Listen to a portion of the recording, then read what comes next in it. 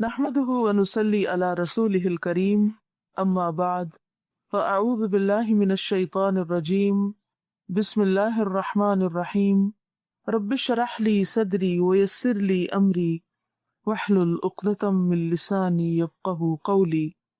شب قدر کی فضیلت کا اور اس بات کا بیان کہ ان راتوں میں سے کون سی رات زیادہ امید والی ہے کہ اس میں شب قدر ہو۔ قال اللہ تعالی انا انزلناه في ليلة القدر وما ادراك ما ليلة القدر ليلة القدر خير من 1000 شهر تنزل الملائكة والروح فيها بإذن ربهم من كل امر سلام هي حتى مطلع الفجر۔ سورة القدر آیا 1 سے الى آخر السورہ۔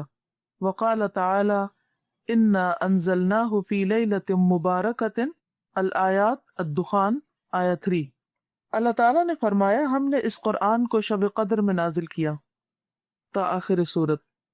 تو اس سورت کا ترجمہ آپ سب کو معلوم ہی ہوگا، اور اس سورت سے ہمیں پتہ یہ چلتا ہے کہ اللہ سبحانہ تعالیٰ نے قرآن مجید کو لیلۃ القدر میں نازل کیا، اور لیلۃ القدر جو ہے وہ رمضان کی راتوں میں سے ایک رات ہے، کیونکہ دوسری آیت ہمیں بتاتی ہے کہ شہر رمضان الذی انزل فیہ القرآن، کہ رمضان وہ مہینہ ہے جس میں قرآن نازل کیا گیا۔ اور یہاں اس صورت میں آتا ہے کہ وما ادراک ما لیلۃ القدر، اور تم کیا جانو کہ لیلۃ القدر کیا ہے۔ لیلۃ القدر خیر من 1000 شہر، لیلۃ القدر یا قدر والی رات 1000 مہینوں سے زیادہ بہتر ہے۔ تنزل الملائکۃ والروح فیہا باذن ربہم من کل امر، تنزل الملائکۃ فرشتے اترتے ہیں، اور روح یعنی جبریل امین، فیہا اس رات میں، باذن ربہم اپنے رب کے اذن کے ساتھ، من کل امر ہر حکم لے کر، سلام یہ رات سراسر سلامتی ہے، ہیا یعنی یہ رات، حتی مطلع الفجر یہاں تک کہ فجر طلوع ہو جائے، یعنی پوری رات سلامتی کی رات ہے۔ اس رات میں فرشتے اور جبریل امین اترتے ہیں، اور اس رات کی عبادت 1000 مہینوں سے زیادہ بہتر ہے۔ اور یہ ساری فضیلتیں اس رات کے ساتھ اس لیے منسوب کر دی گئی تاکہ عبادتوں والے مہینے رمضان اور پھر خاص طور پر آخری عشرے میں بھی اس رات کی تلاش جاری رہے، تاکہ عبادت بھرپور طریقے سے کی جا سکے، کیونکہ کسی کام کے کرنے میں جب انسان کو اس کا فائدہ اور نفع پتہ چلتا ہے تو اس کا شوق اور بڑھ جاتا ہے، اس کی محنت میں اضافہ ہو جاتا ہے۔ اسی طرح سورۃ الدخان کی آیت بھی اس کی تائید کرتی ہے، انا انزلناہ فی لیلۃ مبارکہ، ہم نے اس قرآن کو بابرکت رات میں اتارا، اور یہ بابرکت رات قدر کی رات ہے، جس کو عام طور پر لیلۃ القدر کہا جاتا ہے۔ اور شب قدر یا بابرکت رات دونوں ایک ہی رات ہیں۔ بعض لوگوں نے اسے 15 شعبان کی رات قرار دیا، جو کہ درست نہیں۔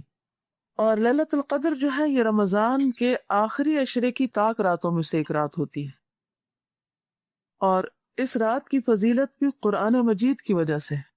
اس سے یہ بھی پتہ چلتا ہے کہ قرآن مجید کتنی عظیم کتاب ہے، کتنی بہترین کتاب ہے۔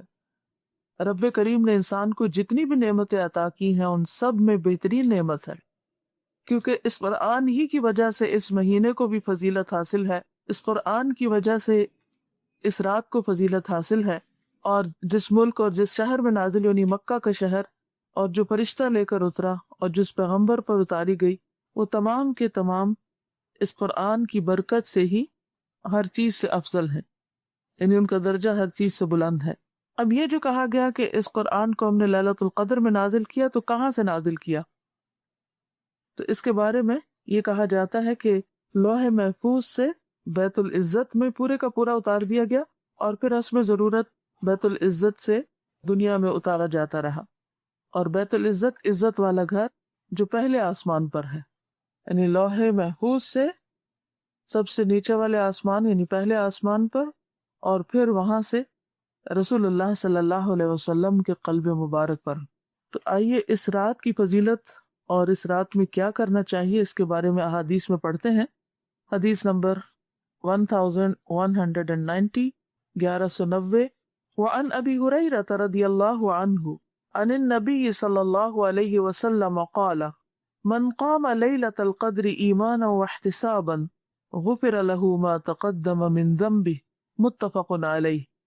وعن ابی ہریرہ، اور ابو ہریرہ رضی اللہ عنہ سے روایت ہے، عن النبی صلی اللہ علیہ وسلم، نبی صلی اللہ علیہ وسلم سے وہ روایت کرتے ہیں، قال، آپ نے فرمایا، من، جس نے، قام، قیام کیا، لیلۃ القدری، قدر کی رات کو، شب قدر کو، ایماناً، ایمان کے ساتھ، واحتساباً، اور ثواب کی نیت سے، غفر لہ، بخش دیے جائیں گے اس کے لیے، ما تقدم من ذنبہ، جو پہلے ہو چکے اس کے گناہوں میں سے، متفق علیہ روایت ہے۔ یہی الفاظ پورے رمضان کی راتوں میں قیام کرنے کے بارے میں آتے ہیں، اور یہی خاص طور پر اس رات کی عبادت کے بارے میں آتے ہیں کہ من قام لیلۃ القدری۔ اب یہ جو قامہ کا لفظ ہے، اس کے دو معنی۔ قامہ کا لفظی معنی تو ہوتا ہے کھڑے ہونا، اور عام طور پر اس سے مراد کیا لی جاتی ہے؟ نماز میں کھڑے ہونا۔ جو رمضان کی راتوں میں اور خاص طور پر لیلۃ القدر میں قیام کر کے عبادت کرے گا، اس کے لیے یہ ثواب ہے۔ اور قامہ کا دوسرا معنی ہے بستر سے اٹھ کھڑے ہونا، یعنی جاگنا۔ تو جاگ کر انسان جو بھی چاہے عبادت کرے، کیونکہ بعض خواتین ایسی ہوتی ہیں کہ جنہیں نماز نہیں پڑھنا، تو پھر نماز میں قیام وہ نہیں کر سکتی، تو اسی لیے پھر یہ سوال پیدا ہوتا ہے کہ پھر وہ لوگ رات کو جاگ کر کیا کریں۔ تو قامہ کا جو معنی ہے، اگر کھڑے ہونے کے معنوں میں لیا جائے تو مراد اس سے یہ بھی ہے کہ بستر سے اٹھ کے کھڑے ہو گئے، نیند سے کھڑے ہو گئے، یعنی نیند سے اٹھ گئے، کیونکہ سونے کے لیے انسان کھڑا نہیں ہوتا بلکہ لیٹتا ہے۔ تو قامہ جاگنے کے معنوں میں، کہ جو اس رات کو جاگے اور پھر جاگ کر عبادت کرے۔ تو اس میں تو کوئی شک ہی نہیں کہ رات کی افضل ترین عبادت نماز میں کھڑے ہونا ہے، کچن میں کھڑے ہونا نہیں، نماز میں کھڑے ہونا ہے، اور کھڑے ہو کر عبادت کرنا ہے، یعنی نوافل پڑھنا ہے، تراویح پڑھنا ہے، تہجد پڑھنا ہے، اور پھر تراویح اور تہجد میں بھی زیادہ سے زیادہ قرآن سننا ہے۔ اسی لیے بہت سی مساجد میں اس بات کا اہتمام کیا جاتا ہے کہ آخری عشرے میں سحری کے وقت بھی، صبح کے وقت یا آدھی رات کے بعد لمبے نوافل پڑھے جائیں۔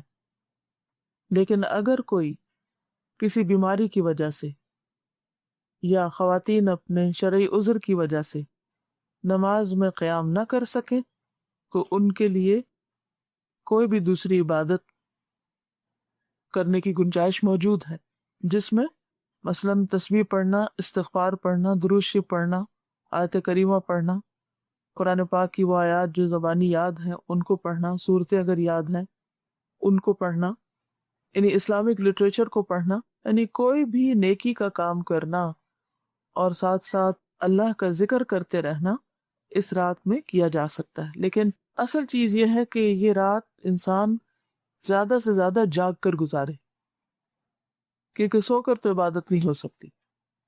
جاگ کر پھر نماز پڑھے، قرآن مجید کی تلاوت کرے، یا پھر ذکر اذکار کرے، یا کوئی کتاب پڑھے، تو وہ سب کچھ انشاءاللہ لیلۃ القدر کی عبادت میں شمار ہو جائے گا۔ اور خاص طور پر یہ کہ انسان اپنے لیے اور باقی تمام لوگوں کے لیے خوب خوب دعائیں کرے، اللہ سے آہوزاری کرے، کیونکہ یہ قدر کی رات، فیصلوں کی رات ہے، فرشتے اس میں ہر حکم اللہ کا لے کر اتر رہے ہوتے ہیں۔ تو انسان اس وقت میں اپنی آخرت کے لیے خاص طور پر اور اپنے آخری انجام کی بہتری کے لیے اللہ سبحانہ وتعالیٰ سے خوب دعائیں کرے۔ اور پھر یہ رات کب تک اس کا اثر باقی رہتا ہے؟ حتیٰ مطلع الفجر، یہاں تک کہ فجر طلوع ہو جائے، یعنی جس وقت روزہ بند ہوتا ہے اس وقت تک انسان اپنی عبادت کر سکتا ہے۔ اگلی حدیث ہے، وعن ابن عمر رضی اللہ عنہما ان رجالا من اصحاب النبی صلی اللہ علیہ وسلم اروا لیلۃ القدر فی المنام فی السبع الاواخر فقال رسول اللہ صلی اللہ علیہ وسلم ارى رؤياكم قد تواطأت في السبع الأواخر فمن كان متحريها فليتحرها في السبع الأواخر، متفق علیہ۔ حضرت ابن عمر رضی اللہ عنہ بیان کرتے ہیں کہ نبی صلی اللہ علیہ وسلم کے اصحاب میں سے چند آدمیوں کو خواب میں آخری 7 راتوں میں شب قدر دکھلائی گئی، تو رسول اللہ صلی اللہ علیہ وسلم نے فرمایا، میں دیکھتا ہوں کہ تمہیں آخری 7 راتوں میں ایک جیسے خواب آئے ہیں، پس جو شخص شب قدر کو تلاش کرنا چاہے تو اسے چاہیے کہ وہ آخری 7 راتوں میں اسے تلاش کرے۔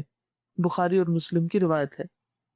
لفظی ترجمہ بھی دیکھ لیتے ہیں تاکہ وہ لوگ جو مزید عربی عبارت سمجھنا چاہیں ان کے فائدے کے لیے۔ وَعَنِ ابْنِ عُمَرَ، اور ابن عمر سے رضی اللہ عنہما سے روایت ہے۔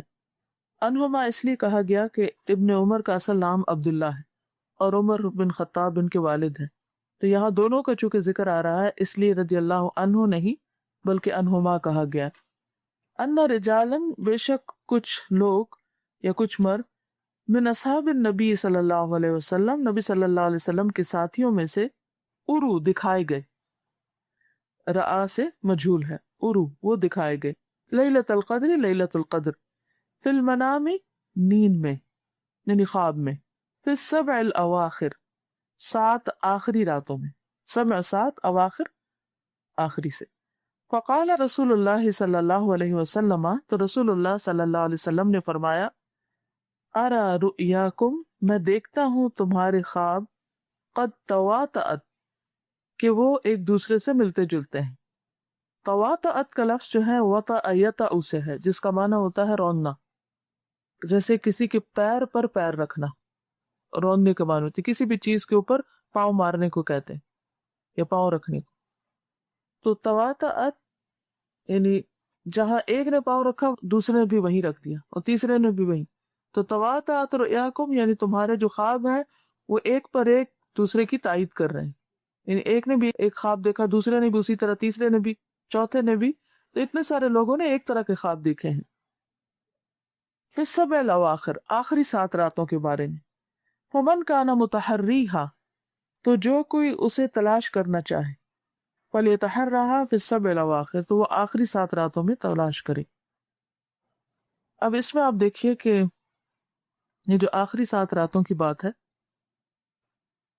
اس میں ظاہر ہے کہ صحابہ کرام نے کسی ایک رات کے بارے میں بتایا ہوگا اور بہت سارے لوگوں کو ایک ہی طرح کی فیلنگ ہوئی، لیکن اس کے باوجود بھی آپ نے اس رات کو اسپیسیفائی نہیں کیا۔ مثلا اگر 7 لوگوں نے 27ویں رات کے بارے میں دیکھا تو آپ نے پھر بھی یہ نہیں فرمایا کہ 27ویں تم تلاش کرو۔ بعض علماء کا خیال ہے کہ یہ 27ویں رات ہے، لیکن کوئی صحیح واقعی قول ایسا نہیں کہ جس میں یہ کہا جائے کہ صرف 27ویں ہی ہے۔ اور اس کو مبہم کیوں رکھا گیا؟ تاکہ ہم اس ایک رات کو پانے کے لیے اس کے ساتھ اور راتوں کا بھی اجر اور ثواب حاصل کر سکیں۔ اگر ایک رات کے بارے میں بتا دیا جاتا تو پھر ہم کیا کرتے؟ صرف اسی میں عبادت کرتے اور باقی راتوں کو بھول جاتے۔ وَعَنْ عَائِشَةَ رَضِيَ اللَّهُ عَنْهَا قالت كان رسول الله صلى الله عليه وسلم يجابر في العشر الأواخر من رمضان ويقول تحروا ليلة القدر في العشر الأواخر من رمضان، متفق علیہ۔ حضرت عائشہ بیان کرتی ہیں کہ رسول اللہ صلی اللہ علیہ وسلم رمضان کے آخری 10 دنوں میں اعتکاف فرمایا کرتے تھے اور فرماتے تھے کہ رمضان کے آخری عشرے میں لیلۃ القدر کو تلاش کرو۔ لفظی ترجمہ، وعن عائشہ، اور حضرت عائشہ سے روایت رضی اللہ عنہا سے قالت کہتی ہیں، کان رسول اللہ، تھے رسول اللہ صلی اللہ علیہ وسلم، یجاور فی العشر الاواخر، اعتکاف کرتے آخری عشرے میں۔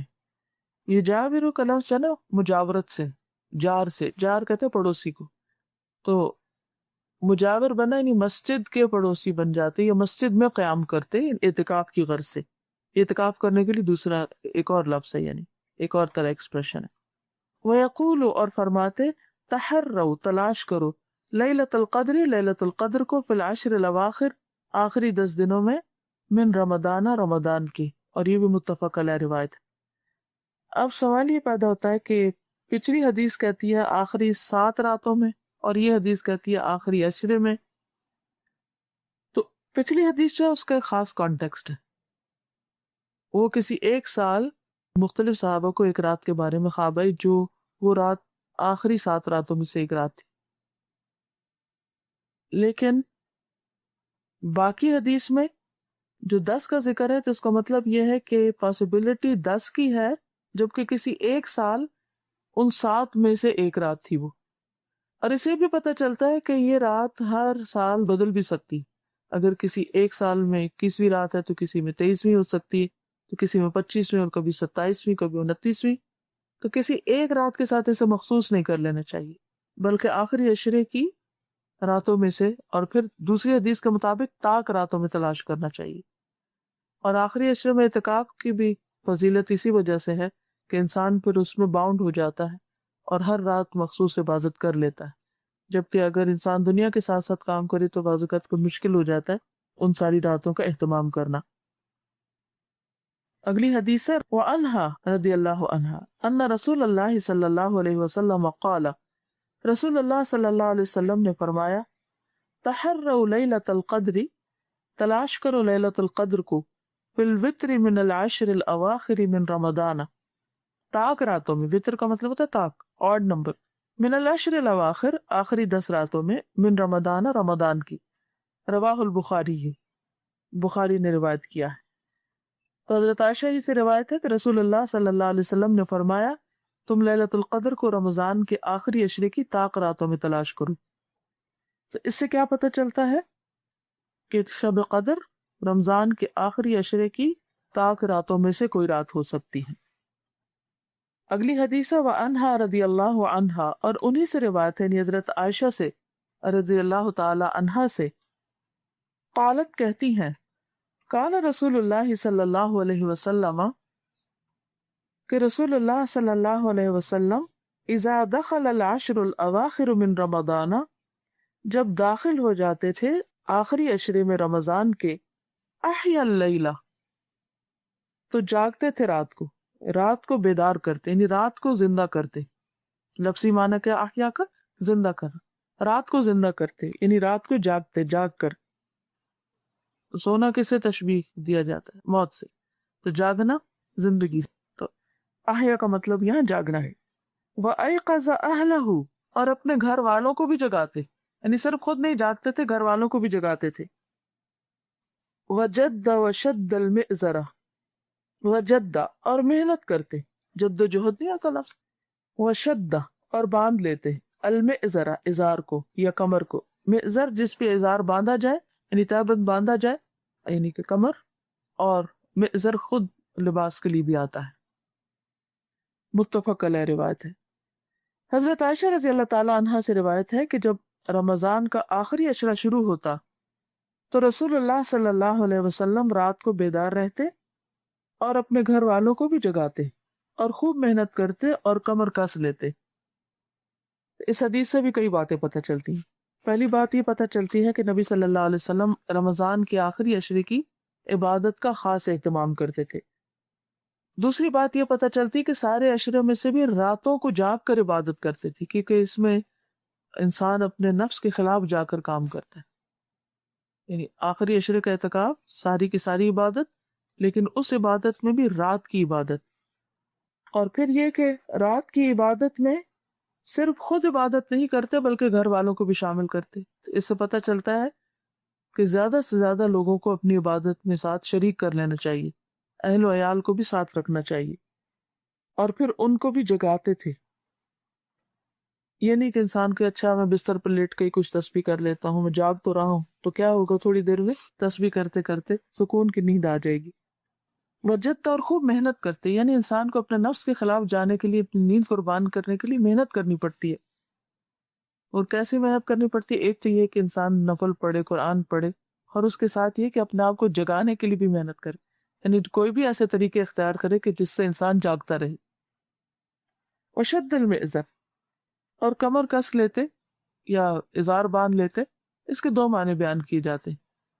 ایک تو محاورتاً ہم کہتے ہیں کہ فلاں کام کے لیے میں نے کمر کس لی، یعنی انسان سٹریٹ ہو گیا اور ہمت باندھ لی اس نے. اور دوسرا معنی یہ کہ اپنی ازواج کے ساتھ کوئی فزیکل ریلیشن قائم نہیں کرتے تھے، یعنی شوہر بیوی کا تعلق جو تھا وہ نہیں کرتے تھے. اور ویسے بھی اعتکاف کی حالت میں مسجدوں میں قرآن مجید میں واضح طور پر منع کر دیا گیا کہ وَلَا تُبَاشِرُوهُنَّ وَأَنْتُمْ عَاكِفُونَ فِي الْمَسَاجِدِ، کہ تم ان سے مباشرت نہ کرو جبکہ تم مسجدوں میں اعتکاف کی حالت میں ہو. کیونکہ عام رمضان کی راتوں میں تو اس کی اجازت ہے لیکن اعتکاف کی حالت میں نہیں. اور اعتکاف ہو یا نہ ہو، نبی صلی اللہ علیہ وسلم آخری عشرے میں زیادہ سے زیادہ اللہ سبحانہ وتعالیٰ کی طرف متوجہ ہو جاتے۔ وَأَنْهَا قالت، اور انہی سے روایت ہے کہتی ہیں، کان رسول اللہ صلی اللہ علیہ وسلم یجتہد فی رمضان ما لا یجتہد فی غیرہ وفی العشر الاواخر منہ ما لا یجتہد فی غیرہ، رواہ مسلم۔ حضرت عائشہ رضی اللہ تعالی عنہا سے روایت ہے کہ رسول اللہ صلی اللہ علیہ وسلم رمضان میں جتنی مشقت برداشت کرتے تھے اتنی غیر رمضان میں نہیں کرتے تھے، اور رمضان کے آخری عشرے میں جتنی محنت اور مشقت کرتے تھے اتنی اس کے علاوہ دوسرے دنوں میں نہیں کرتے تھے۔ لفظی ترجمے میں آپ دیکھیے، انہا کا تمانہ تو ہے کہ حضرت عائشہ سے روایت ہے، قالت وہ کہتی ہیں، کانا تھے رسول اللہ صلی اللہ علیہ وسلم یجتہد، جد جہد کرتے، وہاں جدہ کا لفظ آتا ہے، یہاں پر یجتہد، ایک ہی روٹ ہے، جیم دال دا، یعنی خوب خوب محنت کرنا، فی رمضان، رمضان میں، ما لا یجتہد، جو نہیں محنت کرتے، فی غیرہ، اس کے علاوہ، وفی العشر الاواخر منہ، اور رمضان میں سے بھی آخری عشرے میں، ما لا یجتہد فی غیرہ، جو نہیں وہ محنت کرتے تھے اس کے سوا میں۔ اسے مسلم نے روایت کیا ہے۔ اس سے کئی ایک باتیں پتہ چلتی ہیں۔ نمبر ایک کہ نبی صلی اللہ علیہ وسلم رمضان کو خاص اہمیت دیتے تھے عبادت کے اعتبار سے، اور سال کے باقی تمام مہینوں کے مقابلے میں اس مہینے میں زیادہ عبادت کرتے، دن کو روزہ رکھ کر اور رات کو قیام کر کے۔ دوسری بات یہ ہے کہ رمضان میں سے بھی آخری حصے میں اور زیادہ عبادت کرتے، تو ہمیں بھی ایسے ہی کرنا چاہیے۔ اگر ممکن ہو تو اعتکاف کر لینا چاہیے، ممکن ہو تو جاب سے چھٹی لے کر، یا پھر انسان اپنے باقی کاموں کو کٹ ڈاؤن کر کے زیادہ سے زیادہ وقت جو ہے وہ عبادت کی حالت میں گزارے۔ اور پھر یہ ہے کہ عبادت میں اپنے نفس کو تھکائے، جس طرح ہم دنیا کے کاموں کے لیے اپنے آپ کو تھکاتے ہیں، اس طرح رمضان کے آخری عشرے میں خود کو عبادت کے لیے تھکانا چاہیے، کیونکہ عبادت جو ہے وہ بدن کی راحت کے ساتھ نہیں ہوتی۔ انسان کسی آرام دہ بستر پہ لیٹ جائے یا آرام دہ صوفے پہ بیٹھ جائے، یا پھر یہ ہے کہ کھائے پیے یا شغل کرے، اور بعض لوگ ایسا بھی کرتے ہیں کہ رمضان کی راتوں میں اجتماعی عبادت کرتے ہیں، اور اس کا مقصد کیا ہوتا ہے کہ بھی ایک دوسرے کو دیکھ کر شوق آئے گا، یا ایک دوسرے کا تعاون ہوگا، جاگ سکیں گے یا آسان ہو جائے گا، کیونکہ کوئی بھی کام اکٹھے جب انسان کرتا ہے تو نسبتاً آسان ہوتا ہے۔ لیکن بعض لوگ اس وقت سے پھر صحیح فائدہ نہیں اٹھاتے، جب مل کے بیٹھتے ہیں تو پھر اور باتیں شروع ہو جاتی، ہنسی مذاق شروع ہو جاتا ہے، کھانا پینا شروع ہو جاتا ہے، پھر کوئی ایک شخص اگر کوئی غلط بات کرتا ہے تو باقی لوگ بھی اس کا ساتھ دینے لگتے ہیں، تو پھر وہ جو مقصد ہے وہ فوت ہو جاتا ہے۔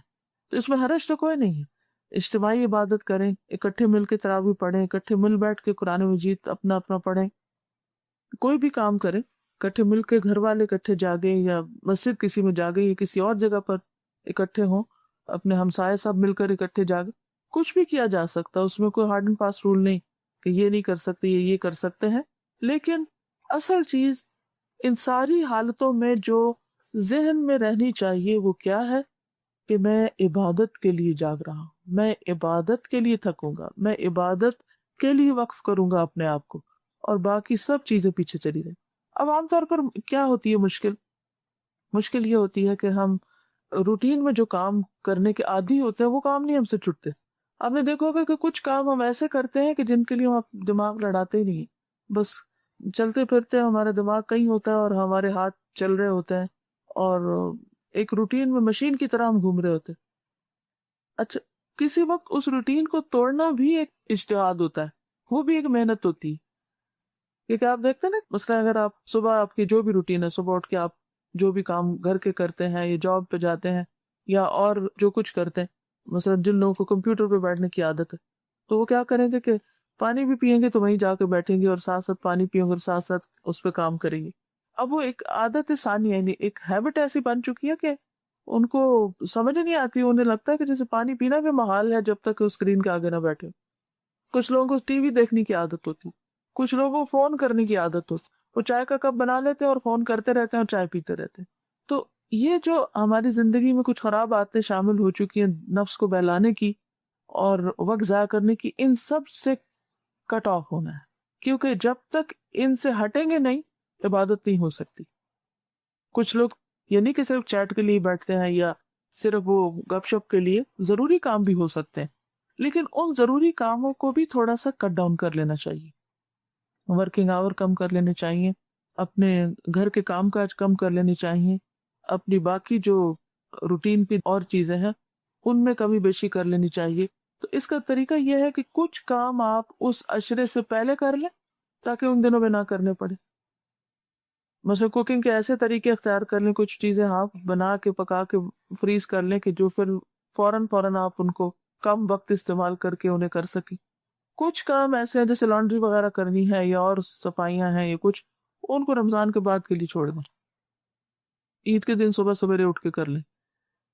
تو وہ کام جو ہیں کچھ پہلے کرنے ہیں کچھ بعد میں کرنے ہیں، تاکہ وہ اس وقت کی عبادت کے لیے اپنے آپ کو فارغ کر سکے. جو لوگ تو اعتکاف میں چلے گئے اور جو اعتکاف میں نہ گئے ان کے لیے زیادہ مشکل ہوتا ہے، بلکہ کیونکہ وہ جو تو اندر بیٹھ گئے ان کو کس نے چھیڑنا، ان سے تو کوئی بات بھی نہیں کرے گا اور ان کو تو کوئی تنگ نہیں کرے گا. لیکن جو خواتین باہر ہیں، سارے گھر والے اور باقی لوگوں کو ان کی ضرورت ہوتی ہے. یہ کچھ کام، یہ جابز ایسی ہوتی ہیں کہ جن سے اگر انسان چھٹی لے لے تو بہت سے لوگ عبادت سے محروم ہو سکتے ہیں. مثلا اگر میں آپ کو یہ نہ پڑھاؤں اس وقت ریاض الصالحین اور خود جا کر نفل پڑھنے لگوں تو کر تو سکتی ہوں ایسے، لیکن اس سے بہت سے لوگ وابستہ ہیں اس اعتبار سے کہ انہیں کرنے کے نئے کام پتہ چل رہے ہیں. اسی طرح درس و تدریس کا کام ہے تو وہ بذات خود ایک عبادت ہے.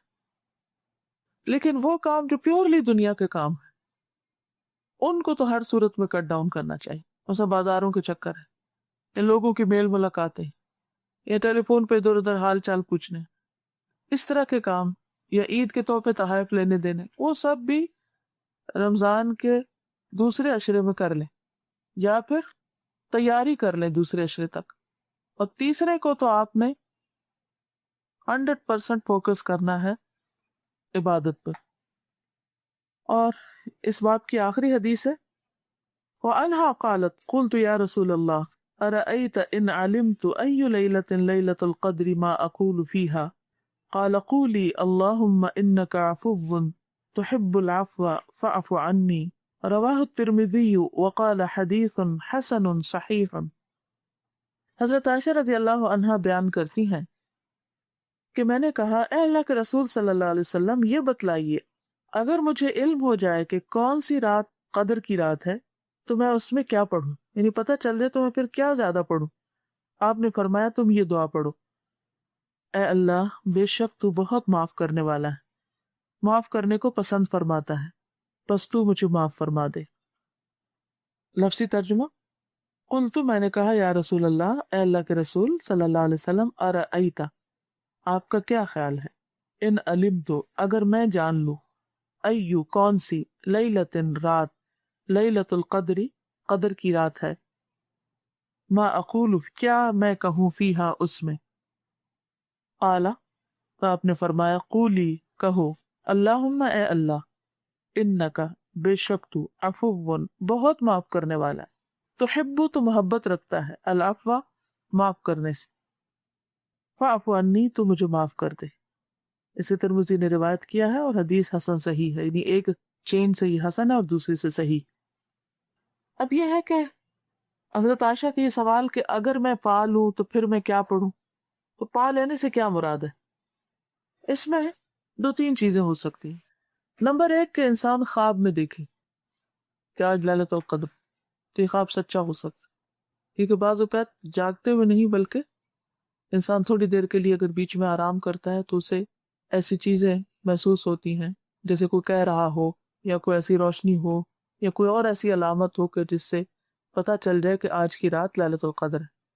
تو جاگنے پر انسان کو اگر وہ خواب یاد رہے تو پھر کثرت سے یہ دعا پڑھے. دوسرا یہ ہے کہ بعض علماء نے اپنے تجربات اور مشاہدات کی روشنی میں کچھ علامات بتائیں، مثلاً یہ کہ اس رات میں چونکہ بہت فرشتے اترتے ہیں اور جبریل علیہ السلام اترتے ہیں، تو کثرت سے فرشتوں کے اترنے کی وجہ سے فضا کے اندر ایک خاص قسم کے ٹھہراؤ اور ایک پیس اور سکون ہوتا ہے. تو جس رات میں ایک خاص طمانینت قلب محسوس ہو تو اس کو بھی کہا جاتا ہے کہ یہ لیلۃ القدر ہو سکتی ہے. وہ باہر کی علامت نہیں لیکن علامت آپ کے اندر ہے، یعنی آپ کی اپنی اسٹرانگ فیلنگ ہونے لگتی کہ مجھے آج ہی کی رات لگتی. اگرچہ بظاہر کوئی ایسی خبر آپ کو نہ بھی ملے کہیں سے، اپنے اندر پا لینے کی وجہ سے بھی آپ پھر کثرت سے اس دعا کی طرف راغب ہوں. تیسرا یہ کہ دلوں پہ رقت طاری ہوتی ہے، نماز میں اور دعا میں رونے کو دل چاہتا ہے، جو عام دنوں میں وہ کیفیت نہیں ہوتی. یہ بھی دوسری قسم ہی سے تعلق رکھتی. یہ بھی کہا جاتا ہے کہ یہ رات زیادہ ٹھنڈی یا زیادہ گرم نہیں، یعنی ایکسٹریم ویدر نہیں ہوتے، پیسفل سا ویدر ہوتا ہے. اور یہ بھی بتایا جاتا ہے کہ اس کی صبح کو طلوع ہونے والا سورج زیادہ تیز نہیں ہوتا. یہ سورج کی کرنیں مدھم ہوتی ہیں. شاید فرشتے واپس جا رہے ہوتے ہیں تو ان کی کثرت کی وجہ سے فضا میں ایک تبدیلی پیدا ہوتی ہے. لیکن یہ ہے کہ اصل حقیقت تو اللہ ہی جانتا ہے. اگر کسی ایک رات کو بھی ہمیں کوئی ایسی علامت نظر نہ آئے تو ہر طاق رات کو اس دعا کے پڑھنے کا اہتمام کرنا چاہیے. اللہم انک عفو تحب العفو فاعف عنی. اس کے ساتھ ہی آج کا باب ختم ہوا. کوئی سوال ہو تو آپ کر سکتے ہیں. جی. آپ نے کہا تھا کہ عید کے لیے رکھتے ہیں لانڈری، تو عید کے دن کی امپورٹنس نہیں ہے؟ عید کا اہتمام جو ہے وہ بھی کرنا چاہیے، اور وہ بھی ایک طرح سے عبادت ہے. عید کا دن صرف عبادت کا دن نہیں ہے، ٹھیک ہے. عید کا دن خوشی کا دن ہے. اس میں خود بھی نہانا دھونا چاہیے، اس میں گھر کو بھی صاف کر لینا چاہیے. لیکن صفائی سے مراد یہ نہیں کہ انسان ایسی صفائی میں پڑ جائے کہ جس کی وجہ سے اس کا سارا وقت جو ہے وہ چلا جائے اور نماز بھی نہ پڑھے. اس میں صبح کے وقت اٹھ کر اپنی عبادت کر کے نماز پڑھ کے واپس آ کر آپ اپنے گھر کے کام کاج معمول کے مطابق کر سکتے. اجتماعی دعا کی کوئی مطلب کرا سکتے ہیں؟ ہاں جی، کر سکتے اجتماعی دعا. تازہ جیسے پہلے آپ نے بتایا تھا کہ تراویح میں جو ہے صغیرہ گناہ معاف ہو جاتے، اس میں بھی یہ ہے کہ پچھلے گناہ تو صغیرہ یا جی، صغیرہ تو خود ہی معاف ہو جاتے ہیں نا، لیکن کبیرہ کی ان راتوں کو خوب خوب دعائیں کرنی چاہیے، اور پھر سوچنا بھی چاہیے، اپنا احتساب بھی کرنا چاہیے. یہ جو احتساب کا لفظ ہے نا، یہ ہے کہ انسان جب دعا کرتا ہے نا تو انسان یکسو ہوتا ہے، اللہ کی طرف راغب ہوتا ہے. جتنی آپ کی کنسنٹریشن ہوتی ہے تو اللہ سبحانہ و تعالیٰ کی طرف سے خود بخود آپ کے دل میں اللہ تعالیٰ خیال ڈالتے ہیں، اور خیال آنے لگتے ہیں، اور اللہ تعالیٰ خیال ڈالتے ہیں کہ دیکھو تم مجھ سے تو یہ مانگ رہی ہو، اور تم نے فلاں کے ساتھ کیا کیا. یا انسان کے جو گناہ ہوتے ہیں، یہ پچھلی ذاتیاں ہوتی ہے، وہ ان کا احساس اٹھنے لگتا ہے، یہ کہ دلوں کے پردے ہٹتے ہیں. یعنی جب انسان اللہ کے قریب ہوتا ہے نا، مناجات اور سرگوشی یکسوئی ہوتی ہے، تو انسان کو اپنے اندر جھانکنے کا بھی موقع ملتا ہے. تو امید ہے کہ بڑے گناہ کی معافی. جی، تو پھر اس میں انسان کو توبہ استغفار کرنی چاہیے. کسی نے کہا کہ صلاۃ التسبیح کی کیا رولنگ ہے؟ صلاۃ التسبیح پڑھ سکتے ہیں. نماز نبی میں صلاۃ التسبیح کا باب نکال کے آپ ریفرنس دیکھ لیجیے. صلاۃ التسبیح کیا چار ہی پڑھ سکتے ہیں؟ دو بھی پڑھ سکتے ہیں. اوکے، اس کے ساتھ ہی اجازت چاہتی ہوں. السلام علیکم ورحمۃ اللہ وبرکاتہ. سبحانک اللہم وبحمدک، نشہد ان لا الہ الا انت، نستغفرک ونتوب الیک.